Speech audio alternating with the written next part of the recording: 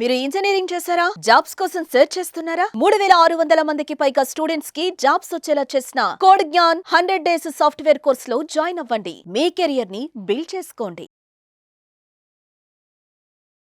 నమస్కారం అలాగరి రవీంద్రనాథ్ గారు. నమస్తే అండి శ్రీ గారు. సార్, చాలా మందికి కూడా అప్పు ఎవరికి ఇచ్చినా కూడా లేదు తీసుకున్న వాళ్ళైనా కూడా అప్పు డబ్బు రావడానికి రకరకాల ప్రయత్నాలు చేసినప్పటికీ తిరిగి రాకపోయేసరికి కోర్టుని ఆశ్రయిస్తే ఆ కోర్టులో కూడా ఎక్కువ టైం పట్టేసరికి చాలా సమస్యలు అయితే ఎదుర్కోవడం మనం చూస్తున్నాం. అలా కాకుండా కోర్టులో మనం ఒక్కసారి లీగల్గా అప్రోచ్ అయితే ఆ ప్రాసెస్ తొందరగా కంప్లీట్ అయ్యే అవకాశం ఏమైనా ఉందంటారా సార్?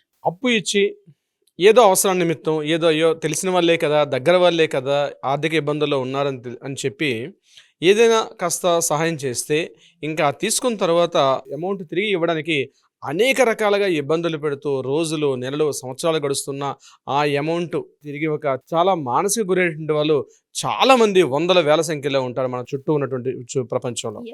అలానే కాకుండా అప్పు తీసుకున్న వాళ్ళ పరిస్థితి కూడా కొంతమంది కాస్త మూతుబరి ఉన్న వాళ్ళైతే అప్పు ఇచ్చిన తర్వాత ఆ ఇచ్చిన అమౌంట్ అప్పుని మళ్ళా రిటర్న్ చేయమని చెప్పేసి అనేక రకాలుగా గూండాగిరిని చేస్తూ బలవంతం చేస్తూ అదేవిధంగా ఏదైతే అమౌంట్ ఇచ్చారో ఆ అమౌంట్ని మరి కాస్త వడ్డీ ఎక్కువ మొత్తంలో అరేంజ్ చేసుకొని లేకపోతే వాళ్ళ ప్రాపర్టీస్ని బలవంతంగా గూండాగిరి చేసి వాళ్ళ యొక్క ప్రాపర్టీస్ని వాళ్ళ పేరు మీద రాయించుకోవడం కానీ ఇట్లాంటివి కోకొల్లలు ఒకటి రెండు కాదు.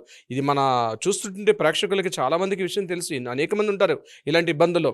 అంతేకాకుండా బ్యాంకుల్లో ఏదైనా లోన్స్ తీసుకొని క్రెడిట్ కార్డ్స్ తీసుకొని ఆ రూట్స్ ఆ డెట్స్ని క్లియర్ చేయలేక అప్పులు చేయలేక ఆ బ్యాంక్ వాళ్ళకి కంటిన్యూ కాల్ చేస్తూ ఆ అమౌంట్స్ కడతారా చస్తారని చెప్పి పీకల మీద కూర్చొని ఇంటి ముందు వచ్చి కూర్చొని మన చుట్టూ మన బంధువుల ముందర మన స్నేహితుల దగ్గర మన పరువును తీస్తే ఆ ఫోన్స్ లిఫ్ట్ చేయలేక ఆ ఫోన్ స్విచ్ ఆఫ్ చేసుకొని అనేక రకాల ఇబ్బందులు పడుతున్న వాళ్ళు ఈ రుణదాతలు రుణగ్రహీతలు నేను చెప్తున్నాను అనేక రకాల ఇబ్బందులు గురవుతున్నారు.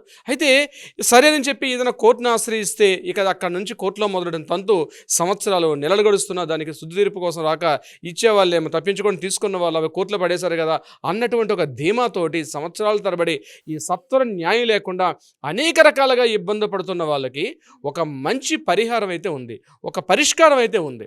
అది కూడా కోర్టు పరంగా పరిష్కారం చెప్తున్నాను. కోర్టుల్లో కూడా రెమెడీ ఉంది. అంటే సత్వరం ఇమ్మీడియట్గా న్యాయం వస్తుంది. ఇమ్మీడియట్ అంటే సంవత్సరాలు పట్టేది కొద్ది నెలల్లోనే పరిష్కారం వస్తుంది. అయితే ఏంటి ఇక్కడ దానికోసం మనం వెళ్ళాల్సిన పరిస్థితి ఉంటుంది. దీనికి యాక్చువల్గా లీగల్ డిపార్ట్మెంట్లో కోర్టులోనే డిఎల్ఎస్ఏ అని ఉంటుంది, డిస్ట్రిక్ట్ లీగల్ సర్వీసెస్ అథారిటీ అని ఒకటి ఉంటుంది. ఇది యాక్చువల్గా యాక్ట్ ప్రకారం 1987లోనే దీన్ని ప్రతి కోర్టులో కూడా అంటే డిస్ట్రిక్ట్ కోర్టులో ఏర్పాటు చేశారు. మన హైదరాబాద్లో అయితే సిటీ సివిల్ కోర్టులో కూడా ఏర్పాటు చేశారు. ఇటీవల నేను మీకు ఒక కేసుని మీకు ఉదహరించే ప్రయత్నం చేస్తాను. ఆ కేసు ఎలా రిజల్ట్ ఇచ్చారంటే యాక్చువల్గా ఎల్లారెడ్డిగూడకు చెందినటువంటి ఒక వ్యక్తి సోమాజిగూడకు చెందిన ఒక మహిళ దగ్గర కొంత అమౌంట్ తీసుకున్నారు. ఆ మహిళ ఏంటంటే దగ్గర బంధువు అని చెప్పి ఒక 6 సంవత్సరాల క్రితం కొద్దిగా అమౌంట్ ఇస్తూ ఆయన సుమారుగా 16,73,000 రూపాయల అమౌంట్ని ఈ ఎల్లారెడ్డిగూడ చెందిన వ్యక్తికి ఇవ్వడం అయితే జరిగింది. అయితే అనేక సందర్భాల్లో ఆవిడ అమౌంట్ అడుగుతున్న ప్రతిసారి కూడా ఇతను రేపిస్తా మాపిస్తా అని చెప్పుకుంటూ ఆయన పోస్ట్ పోన్ చేసుకుంటూ వెళ్తున్నాడు. ఇటువంటి సమయంలో ఆ మహిళ సిటీ సివిల్ కోర్టును ఆశ్రయించిన తర్వాత సిటీ సివిల్ కోర్టు ఏం చేశారంటే ఇమీడియట్గా డిఎల్ఎస్ఏకి రిఫర్ చేశారు. డిఎల్ఎస్ఏలు ఏం చేశారంటే ఎవరైతే అమౌంట్ ఇచ్చారో ఎవరైతే అమౌంట్ తీసుకున్నారో ఇద్దరిని కూర్చోబెట్టి లోక్ అదాలత్ ద్వారా ఇద్దరిని కూర్చోబెట్టి వాళ్ళిద్దరిని ఒక పరిష్కార మార్గం ప్రయత్నం చేశారు. దాంట్లో ఏం చేశారంటే ఎల్లారెడ్డిగూడలో ఎందుకంటే ఒక సింగిల్ బెడ్రూమ్ హౌస్ ఉంది. ఆ సింగిల్ బెడ్రూమ్ హౌస్ని ఇమీడియట్గా విత్ ఇన్ 1 ఇయర్లో ఆ అమౌంట్ని మొత్తం ఇంట్రెస్ట్తో కలిపి ఈ 16,73,000 రూపాయల అమౌంట్తో పాటు ఇంట్రెస్ట్ని కలిపి 1 ఇయర్లో ఈమెకి చెల్లించే విధంగా తీర్పు ఇవ్వడం జరిగింది. ఒకవేళ అతను ఈ 1 ఇయర్లో కూడా తీర్చలేని పక్షంలో ఏదైతే అతనికి ఆ సింగిల్ బెడ్రూమ్ హౌస్ ఫ్లాట్ ఏదైతే ఉందో యాస్టీస్గా ప్రాపర్టీ ట్రాన్స్ఫర్ అంటే ఓనర్షిప్ రైట్స్ ఉన్నాయి, అంటే యాజమాన్య హక్కులు ఆటోమేటిక్గా బై డిఫాల్ట్ ఈమెకి ట్రాన్స్ఫర్ రిజిస్ట్రేషన్ చేసుకునే విధంగా కూడా ఆ తుది తీర్పుని ఇవ్వడం జరిగింది. ఇది జస్ట్ కోర్టుకి మెట్లెక్కిన తర్వాత విత్ ఇన్ 3 మంత్స్లోనో 2 మంత్స్లోనో దీనికి జడ్జిమెంట్ రావడం జరిగింది. అంటే ఇద్దరు కూడా అంటే ఇచ్చిన వాళ్ళు తీసుకున్న వాళ్ళు ఇద్దరు కూడా ఒక రాజీకి రాగలిగితే మాత్రం కోర్టు సత్వరంగా ఒక పరిష్కారం చేసే వేదికగా కూడా ఈ డిఎల్ఎస్ఏ మనకి ఈ 1987 యాక్ట్ ప్రకారం ఫామ్ అయినటువంటి డిఎల్ఎస్ఏలో ఉంది. దీని ద్వారా ఏంటంటే అడ్వాంటేజ్ ఏంటంటే ఈ డిఎల్ఎస్ఏ ద్వారా మనం అంటే జనరల్గా సివిల్ కోర్టును ఆశ్రయించి వెళ్ళడం వల్ల చాలా రకాలుగా దాన్ని తప్పించుకునే ప్రయత్నం చేస్తారు, ఎక్కువ టైం కావాలనుకుంటారు. దీనివల్ల ఇచ్చే వాళ్ళు కావచ్చు, తీసుకున్న వాళ్ళు కావచ్చు, కొన్ని కారణాంతరాల మళ్ళీ చనిపోవడం కానీ ఇతరత్ర ఏ కారణాలు ఉంటాయి ఇంకా డ్రాగన్ అవుతూనే ఉంటాయి. యాజ్ బీయింగ్ అన్ అడ్వకేట్గా చాలా కేసెస్ మనం చూస్తుంటాం ఇట్లాంటివి. అయితే ఇప్పుడు ఈ పరిష్కారం ఏంటంటే ఎవరైనా సరే ఇట్లాంటి రకాలుగా బాధపడుతుంటే ఇమీడియట్గా కానీ ఆశ్రయించినట్లయితే మంచి పరిష్కారం దొరికే అవకాశం కూడా ఉంటుంది. ఇది కాకుండా సర్ఫాసీ యాక్ట్ 2002 అంటారు. సర్ఫాసీ యాక్ట్ ఏం చెప్తుంది, బ్యాంకర్స్ దగ్గర మనం హౌసింగ్ లోన్ తీసుకుంటాం, కంటిన్యూగా 3 months పాటు మనం ఈఎంఐ పే చేయకపోతే మనం ఏదైతే లోన్ తీసుకున్నాం ఆ ప్రాపర్టీని సీజ్ చేసుకున్న అదటి బ్యాంక్ వాళ్ళకు ఉంటుంది ఈ సర్ఫాసీ యాక్ట్ 2002 ద్వారా.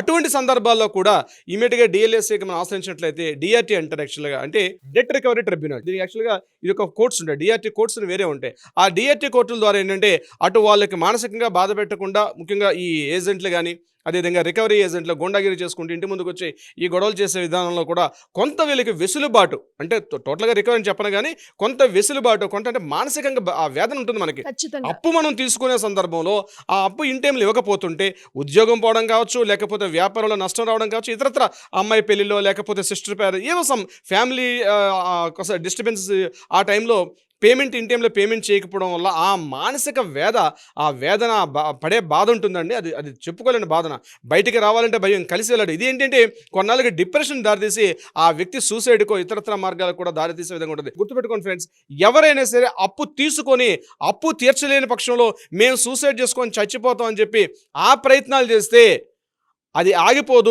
మీ ఎవరైతే లీగల్ హెయిర్స్ ఉన్నారో, మీ ఆస్తికి ఎట్లయితే భాగస్వామ్య పంపకాలు ఉంటాయో మీ అప్పులకు కూడా వాళ్ళు ఉంటారు రేపొద్దున. గుర్తుపెట్టుకోవాల్సిన అవసరం కూడా ఉంది. అంటే అప్పు తీసేసుకున్నాను, అప్పు తీర్చలేకపోతున్నాను, ఆ మానసిక వేదన భరించలేకపోతున్నాను, నేను సూసైడ్ చేసుకొని చచ్చిపోతాం, నా భార్య నా పిల్లల్ని రోడ్డు పడేసి పోతాం. అయితే రేపొద్దున ఆ భార్య పిల్లలు తీర్చాల్సిన అవసరం లేదనుకుంటున్నారా? తప్పనిసరిగా వాళ్ళైనా తీర్చాల్సిందే. ఎలా అయితే మీ ఆస్తిని ప్రాపర్టీని వాళ్ళు అనుభవిస్తారో మీ అప్పులను కూడా వాళ్ళ పేరు మీదగా ఉంటుంది. దాన్ని తప్పించుకునే ప్రయత్నం ఉండదు. కాబట్టి ఎవరైనా సూసైడ్ చేసుకునే ప్రయత్నం ఉంటే మాత్రం ఒక్కసారి ఈ వీడియో చూడండి, వీలైతే షేర్ చేయండి, 10 మందికి షేర్ చేయండి ఈ వీడియోని.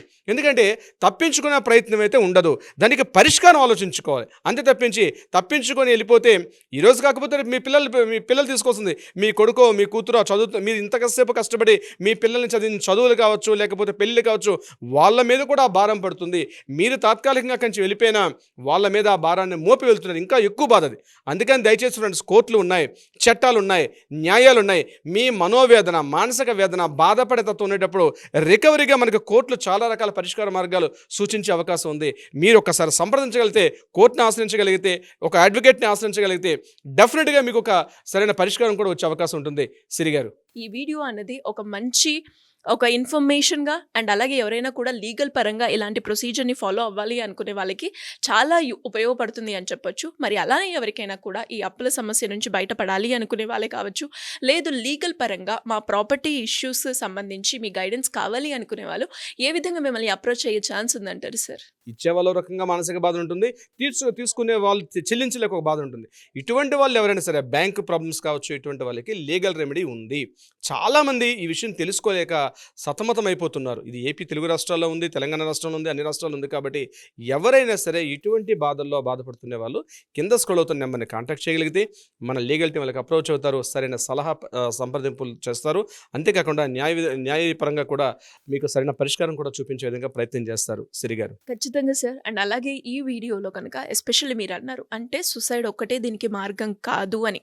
సుసైడ్ చేసుకున్నంత వరకు వాళ్ళకి రిలీఫ్ ఉంటుంది, కానీ వాళ్ళ బాధ్యత వాళ్ళ ఫ్యామిలీ మెంబర్స్ అందరి మీద కూడా ఈ అప్పు ప్రభావం అయితే పడుతుంది అన్నది ఈ వీడియో చూసిన ప్రతి ఒక్కరు కూడా గుర్తించాల్సిన అవసరం ఉంది. అండ్ కుదిరితే ఈ వీడియో వీలైనంత వరకు అయితే షేర్ చేయండి. అప్పుల నుంచి ఎవరైతే బాధపడుతున్నారో వాళ్ళకి ఇది ఒక లీగల్ రెమెడీ ఉంది అని తెలియడానికే ఈ వీడియో ప్రయత్నం అనమాట. Anyways, thank you sir, thank you so much. Thank you so much Siri గారు.